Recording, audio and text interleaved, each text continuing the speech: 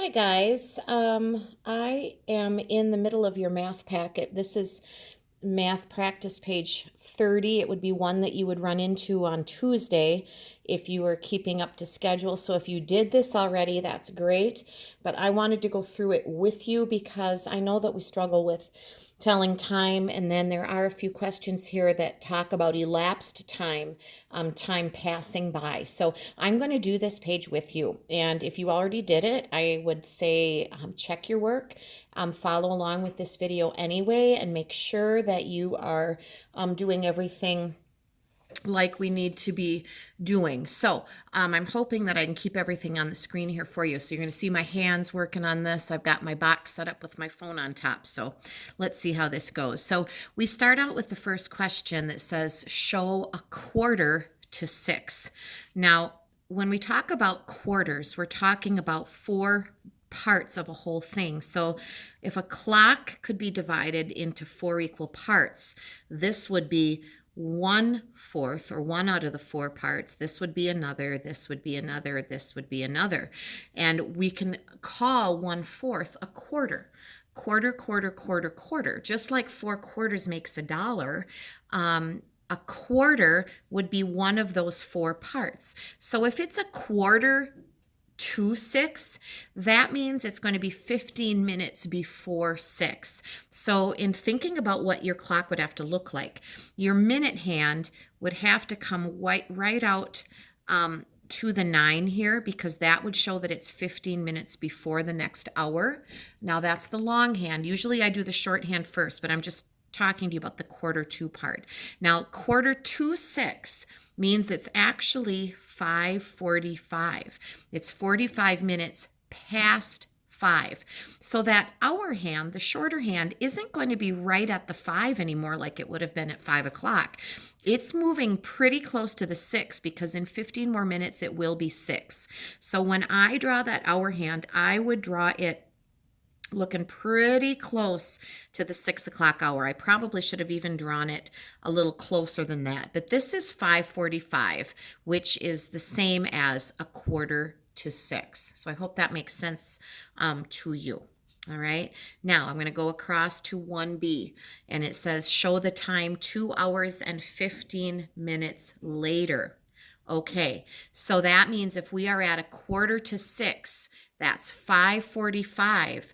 2 hours and 15 minutes later, I would start by figuring out what 2 hours later would be.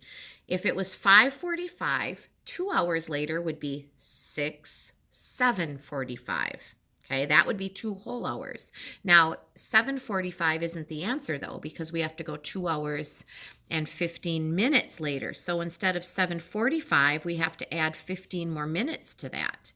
And if we put 15 more minutes on to 7:45, we would be at 8 o'clock. And so that time is actually pretty easy to draw. Our minute hand, our longer one, would go all the way directly to the top, and our hour hand is going to point directly at the 8. Now remember, our hour hand that shows the hour is shorter, and our minute hand is longer. So it would be 8 o'clock if it was 2 hours and 15 minutes later than 5:45, or a quarter to 6. If you are struggling to understand this, make sure you mention this to someone at home. If they are able to help you through this, this would be a really good thing to work on while you are out of the classroom. And it's, something that it's a life skill that you really should be able to do. And we just don't spend a lot of time on it in 3rd grade. So there is that. All right, going on to number 2, show 8:30. All right, if we divide the clock into half, this half and that half, halfway around is 30 minutes. It goes from here to here.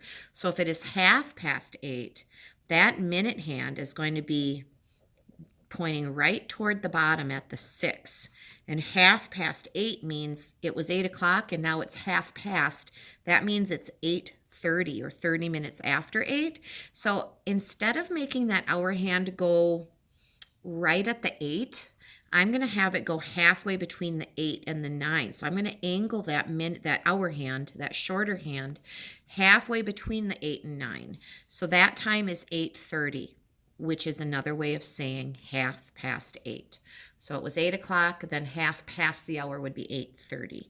And that's what 8:30 should look like on your clock. Now, here comes a trickier one. Show the time 4 hours and 20 minutes earlier than this one. Now, what I'm going to do is I'm going to start by figuring out 4 whole hours earlier. Okay, so if it is 8:30 and we go backwards 4 hours, I know that 8 minus 4 is 4. So it would have been 4:30 if it was 4 hours earlier, but we have to go 4 hours and 20 more minutes earlier. So instead of 4:30, we have to go backwards 20 more minutes. So if we went backwards 20 more minutes from half past, we could count by fives and go 5, 10, 15, 20. And that would bring us to 10 after the hour. Now, what hour would it be? Well, if 4 whole hours earlier than 8:30 was 4:30 and we have to go backwards 20 more minutes, that would be 4:10, right? Because we said we'd go back to this point. So it would be 4:10. That would be 4 hours and 20 minutes earlier than 8:30. And if you want to check it going forward, look at 4:10. Go ahead 4 whole hours, which would be 8:10, and then add 20 more minutes and you would be at 8:30. So you can checking it forwards and backwards to make sure that that makes sense. I hope that's making sense to you. I'm going to do the other two as well and just make sure that maybe things are starting to click a little bit. Elapsed time can be tricky. There's no doubt about it. And I don't know if we'll be taking the state test in the spring. I haven't heard yet. But in the past, when I have observed third grade math tests, elapsed time does appear a little bit. So it's definitely something that we should talk about and come up with strategies to figure out. So 3A says show 25 minutes past 11, which means after 11. So that's getting close to 11:30, isn't it? Or half past 11, because that's almost 30 minutes past 11. So our hour hand is going to be past the 11, like halfway to 12. And then if it was 11:30, we'd go straight down, but it's 25 minutes. So 5, 10, 15, 20, 25 after. That minute hand should be pointing right to the 5. That would be 11:25. 25 minutes past 11 is 11:25. And then show the time 3 hours and 40 minutes later. Well, let's start with 3 hours, the whole 3 hours first. 11 plus 3. 11. Well, 12:25. We can't go 13 and 14, can we? We have to start over. So 11:25. And if we're going 3 hours ahead, we'd go 12:25, 1:25, 2:25 would be 3 even hours later. And then we have to go from the 25, we have to go 40 minutes past that. So let's figure out where that minute hand would be then. I'm thinking we're going to go past 3 o'clock. But let's check this out. Let's count by fives. We're going to count 40 more minutes. 5, 10, 15, 20, 25, 30, 35, 40. We're going to go after the next hour, you guys. So it would actually be 3:05. Do you see how that went? If you're not following it, ask someone to go through it again with you. It might take a few times. If it's going to be 3:05, that hour hand is pretty much still looking at the 3 then, and your minute hand is showing 5 after. So this is 3:05. That is 3 hours and 40 minutes later. That was a tricky one. These two were both tricky. So we'll have to find some more ways to practice those. I'll have to try to create some things that will help us revisit this. Now, the bottom, I might as well go through this with you since I'm here. 4 plus something is 8. Well, in our number sentence, we're missing the small number, aren't we? 8 is the big number, and we should figure out that 4 plus 4 is 8. Now, remember the equal sign is like the middle point on a seesaw or a teeter-totter. We have to make this side balance. 8 take away 4, I know, is 4. So 4 is the same as 8 minus 4. 14 is the same or equal to something plus 7. Well, what plus 7 makes 14? If you said 7, you're correct.